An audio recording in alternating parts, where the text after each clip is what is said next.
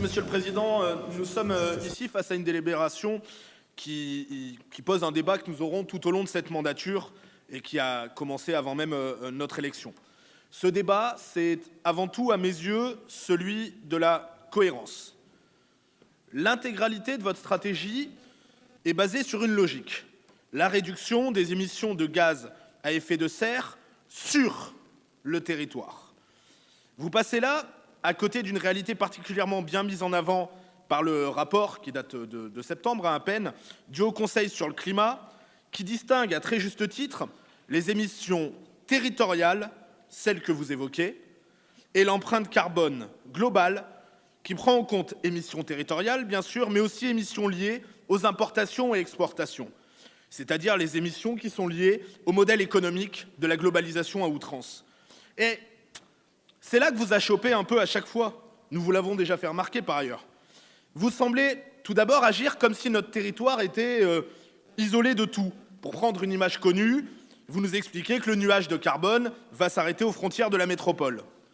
Et ensuite, vous êtes, ça en découle, en permanence en train de pointer du doigt les comportements individuels, les citoyens, ce qui revient aussi quelque part à déresponsabiliser le politique, puisque vous ne remettez pas en cause, même simplement verbalement, dans le texte de cette délibération, ce modèle économique. Vous ne le mentionnez même pas. Nous le répétons, non, ce n'est pas l'artisan niçois dans son utilitaire ou la mère de famille habitant les collines dans son monospace, même s'il roule au diesel, qui sont les principaux responsables de l'état de notre planète. Ce ne sont pas non plus les véhicules de la métropole, même si, bien sûr, on peut tout à fait se satisfaire de leur conversion. Non, ce qui épuise notre planète au premier plan, nous le savons, c'est un système économique qui veut qu'on produise en Asie pour consommer en Europe et recycler sur le continent africain. Non, ceux qui polluent, ce ne sont pas les Twingo ou les berlingots, mais les cargos. Les cargos de la globalisation débridée, d'un monde où on a oublié les notions de limite que nous ont pourtant léguées nos illustres anciens, à commencer par les Grecs. Alors il est plus facile, c'est vrai, de donner l'impression d'agir, d'occuper à grand bruit et à grands frais, pour le contribuable, les pages de la presse locale, en essayant de faire oublier que depuis votre élection, en 2008, c'est du gris béton que se sont couverts nos quartiers, nos collines. Et franchement, chers collègues, un simple détour, par exemple par Saint-Antoine-de-Ginestière, suffit à battre en brèche ce passage, je cite, sur la limitation de l'urbanisation des collines, de gris et non pas de vert. Et à cela, la coulée verte, même si demain vous l'étendez jusqu'à l'Ariane, ne changera rien. Alors, de cette divergence que je me permets de considérer comme une erreur naît le reste.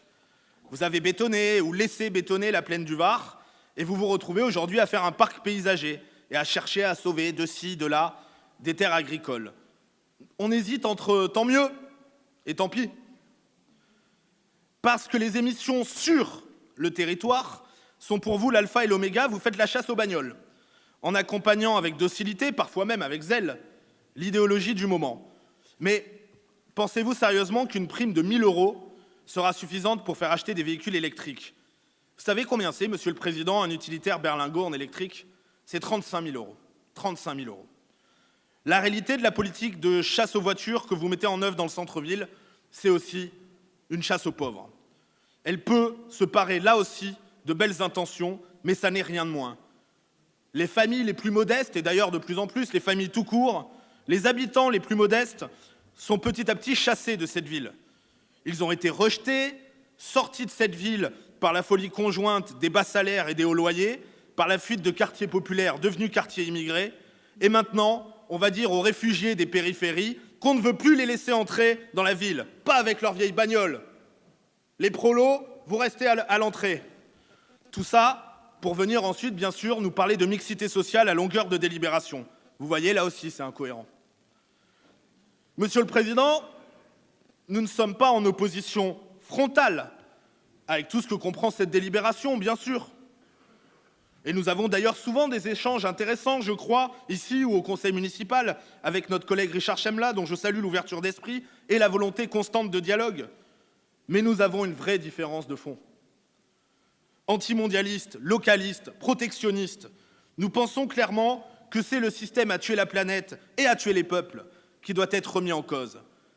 Et face à une situation, je considérerai toujours que c'est la responsabilité des dirigeants politiques qui doit être pointée du doigt avant celle des citoyens. C'est pourquoi nous nous abstiendrons sur cette délibération. Je vous remercie.